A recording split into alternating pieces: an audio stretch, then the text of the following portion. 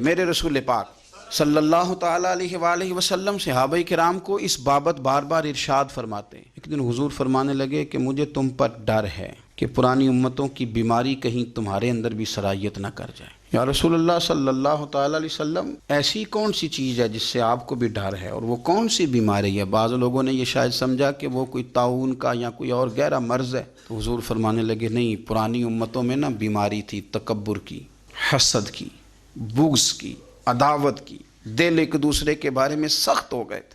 آپ کبھی پڑھے نا بنی اسرائیل والوں کو، فرعون کی فوجیں پیچھے لگی ہوئی ہیں، آگے دریا آ گیا ہے، جناب موسیٰ علیہ السلام حکم دے رہے ہیں کہ رب نے رستہ بنا دیا، نکلو، لیکن ان کا اعلان ہے کہ چونکہ ہم اگرچہ آپ کے ماننے والے ہیں، اگرچہ سارے فرعون کو دشمن جانتے ہیں، پر 12 قبیلے ہیں، آپس میں چونکہ ہماری لڑائی ہے، ایک رستے سے نہیں گزریں گے، ہمیں 12 رستے چاہیے۔ شدید پیاس لگی ہے اور ان سے کہا گیا کہ ڈنڈا ماریں گے جناب موسیٰ علیہ السلام پتھر پہ، اللہ وہاں سے چشمے نکالے گا، پی لو۔ انہوں نے کہا ایک نہیں پئیں گے، 12 قبیلے ہیں، چونکہ ہمارا اختلاف ہے، ایک سے پانی نہیں پی سکتے، ہمیں 12 الگ الگ چاہیے۔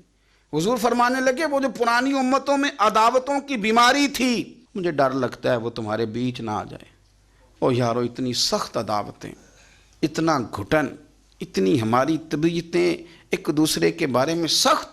آپ کبھی لوگوں کا لب و لہجہ محسوس کریں، جب وہ کسی کے خلاف گفتگو کر رہے ہوتے ہیں تو ایسے محسوس ہوتا ہے کہ وہ تو شخص شاید مار دینا چاہیے، اتنا برا ہے۔ تھوڑی سی اختلاف رائے کو اتنی شدت کی عداوت بنا لینا۔ کئی اللہ والے چھپ گئے، بہت سارے رب کریم کے بندے تھے جو دنیا چھوڑ کے کونوں میں لگ گئے، انہوں نے کہا اور نہیں گزارا ہوتا ہو بھائی۔ میں کسی کمزور آدمی کی بات نہیں کرنے لگا، ایک دلیر آدمی، حسبن نسبن اخلاقن مروتن، ہر تعلق سے شانوں والے، حضرت امام جعفر صادق رضی اللہ تعالیٰ عنہ، اتنے بڑے آدمی کہ امام اعظم ابو حنیفہ جیسے لوگ کہتے ہیں کہ اگر 2 سال امام جعفر صادق کے پاس نہ رہتا تو ابو حنیفہ ہلاک ہو جاتا۔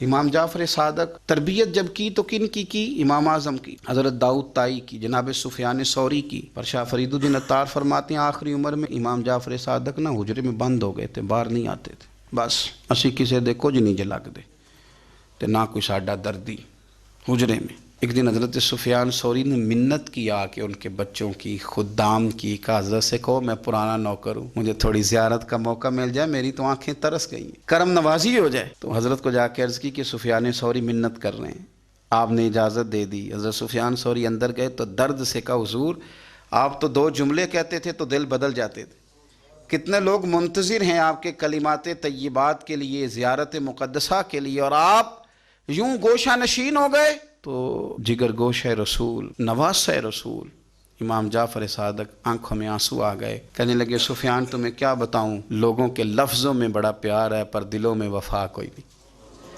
او بے قدراں کچھ قدر نہیں کیتی خوب تسلی ہو، اے دنیا دار پجاری زرد کتیاں دے گل ٹلی ہو، قدر نہیں کی لوگوں نے۔ اب بس، اب میں اپنا آخری وقت اپنے رب رسول کے ساتھ گزارنا چاہتا ہوں۔ لوگوں کے لفظوں میں بڑی وفا ہے پر دلوں میں ان کے وفا، یعنی امام جعفر صادق جیسے لوگ چھپ گئے۔ ہم اپنے رویوں سے اگر ان چیزوں کو نکالیں گے، دلوں کو صاف کریں گے، تو بڑے بڑے قیمتی وجود ہیں جن سے ہمارا رشتہ قائم رہے گا۔ لیکن اگر حسد کی، عداوت کی، بغض کی یہ بھٹیاں جس طرح تپ رہی ہیں آج معاشرے میں، یہ تپتی رہیں تو بڑے بڑے لوگ ہیں جو منظر سے ہٹ جاتے ہیں، مقابلہ نہیں کر پاتے لوگوں کی عداوتوں کا۔ رب کریم کا بندہ صاف دل ہوتا ہے، وہ حسد بغض عداوت کا مقابلہ نہیں کرتا، وہ کونے میں ہو جاتا ہے، وہ کہتے میں اس دوڑ والا نہیں ہوں۔ اس لیے کہ اللہ کے بندے تلوار کے ساتھ، تو میں بڑی بات کرنے لگا ہوں اگر آپ کی سمجھ میں آ گئی تو، رب کے بندے تلوار سے تو لڑائی کر لیتے ہیں، پر منافق کے نفاق کے ساتھ مقابلہ کیسے کریں؟ وہ کس طرح اپنے آپ کو منافق بنائیں؟ وہ کس طرح کر کے اس جگہ پہ آ کے سازش کریں جہاں چھوٹے لوگ سازش کرتے ہیں، پھر وہ بچنے لگ جاتے ہیں۔ یہ دوری نکتہ چی ہے، کہیں چھپ کے بیٹھ جا، جس دل میں تو مکی ہے وہیں چھپ کے بیٹھ جا، پھر وہ لوگ نکل جاتے ہیں۔